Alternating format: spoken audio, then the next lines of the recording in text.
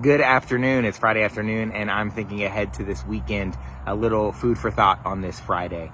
This weekend, we're going to have one more reading from the book of Hebrews. And in that reading, at some point, it'll say something about having hospitality, showing hospitality to strangers. And that when we show hospitality and kindness to strangers, we might be entertaining angels, or showing hospitality and kindness to angels without even knowing it.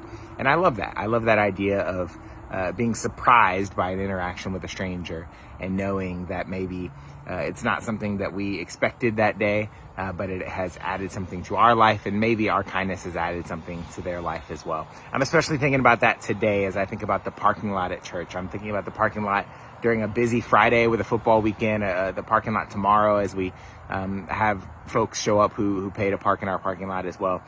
There can be some heated exchanges between people who think that they are entitled to park in a private lot at a church and others. And so I'm thinking about the patience that it takes to have conversations with folks who are just trying to find a parking spot in a busy downtown Clemson.